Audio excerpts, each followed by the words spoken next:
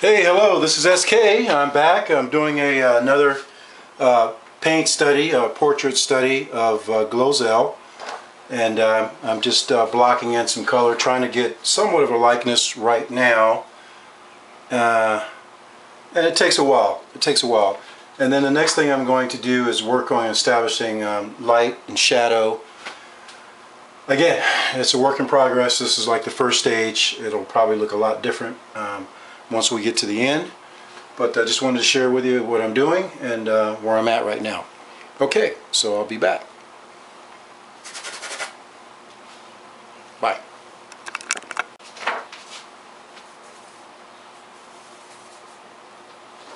Alright, I'm back again. Okay. Bear with me. I gotta get to my GloZell. I'm using GloZell and a little bit of liquid.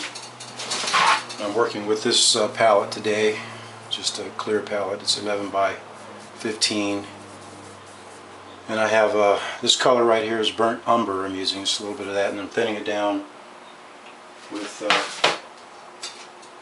odorless mineral spirits. I like GloZell, so I've got it in my little pot here. And I've got a little bit of liquid extra fine detail here, just to kind of extend the paint, get it thin. Again, what I'm working on, working from this photo reference, and trying to work on establishing my darks or my shadows from my lights, just blocking it in. Not really worried about details too much for the most part.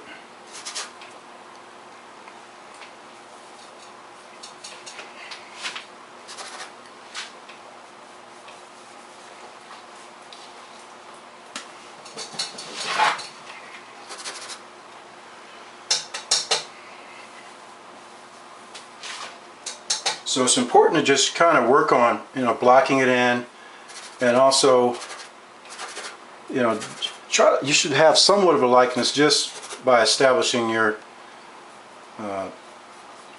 lights and shadows. You should, from a far distance, you should be able to recognize that person, just as if, a friend of yours, you see them walking towards you from a distance, and you know that's your friend, just by their how they carry themselves and their mannerisms. And then usually, as they get closer to you, then you say, "Yep, that's my friend." I recognize them by all the subtleties that make up, your friend. So, and it's good to step back away from the painting, just to see if it's kind of coming together. It's a good thing just to do that periodically throughout your painting. Step away and make sure you're still on track of what you're after. In this case, I'm trying to get a likeness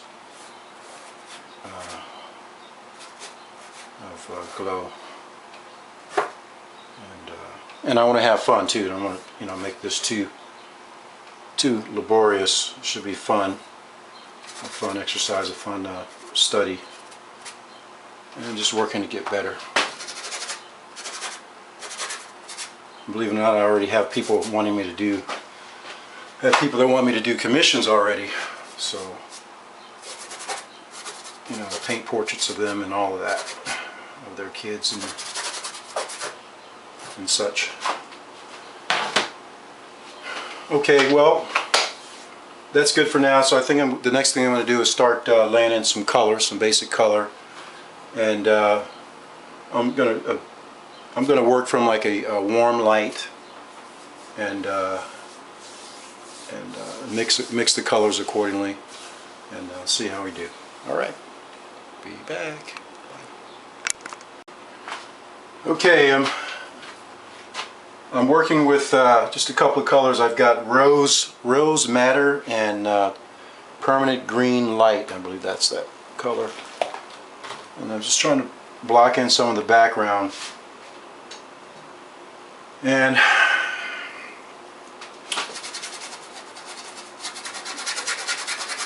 see what happens. What do you think of that color?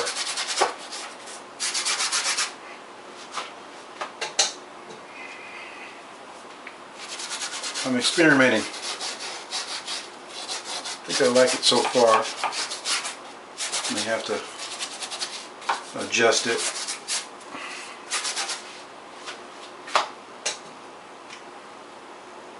So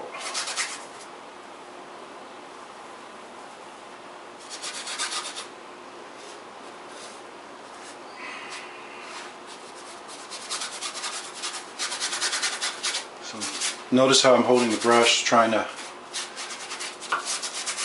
using the side of the brush. I'm just trying to lay it in there.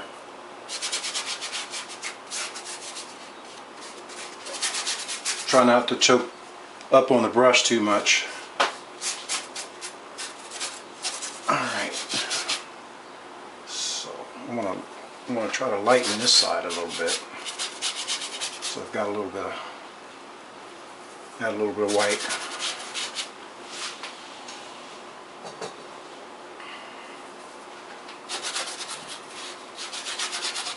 The reason why I'm trying to lighten this side, because this is going to be like the darker side of the painting.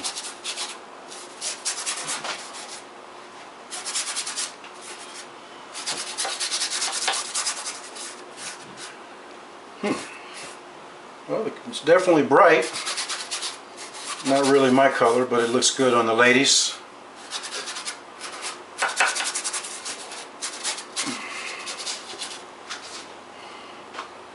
Alright, so that's Rose Madder. This is the, I don't know if you can see that. This is a Winsor Newton brand. It's called Rose Madder. That's Rose, of course, and then Madder, M-A-D-D-E-R. Genuine. It's by Winsor Newton Artist Oil Colors. Nice color. I actually bought it to do some landscape painting with, but I thought I'd try it today with this quick portrait study. Alright, so, oops.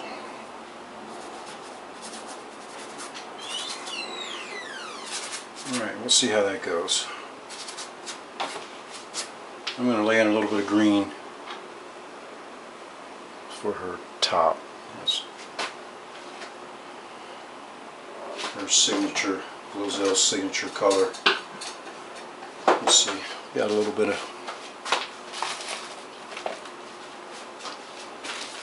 so I've got the green, permanent green light out, so I'm going to get some of the cadmium yellow light, because I want to make it a lighter green. So here we go. We've got permanent green light and cadmium yellow light, and I've got my white here. And let's see if I can just lay in a little bit of green, just to kind of block in the whole painting, if you will. And then, of course, there's, you know, there will be, we'll be able to adjust it. I'll be able to adjust it. Another tip also is when you pick up a new brush or a clean brush, you want to wet that brush before you stick it right into the paint, just to get it going, bring it back to life, if you will. So let's try a little bit of this green. I got it. Alright, let's see if we can see that. Green, got a little bit of white. I'm going to add a little bit of yellow. Ooh, that's kind of like her color she likes to wear, isn't it? We're getting there.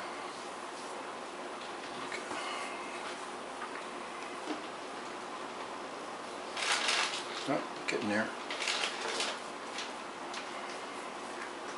Alright, so I'm going to work on that photograph.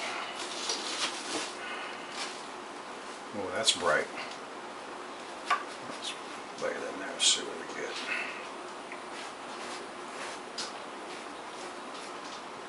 Yep.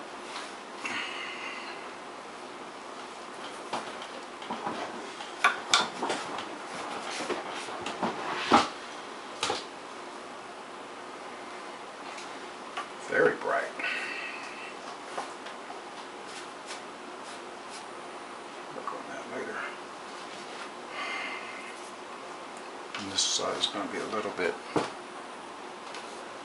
darker. A little bit.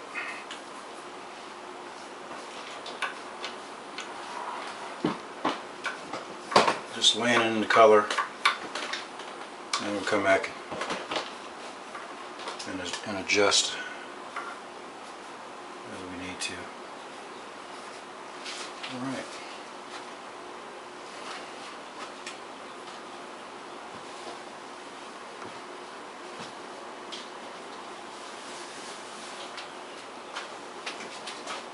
And it's very bright.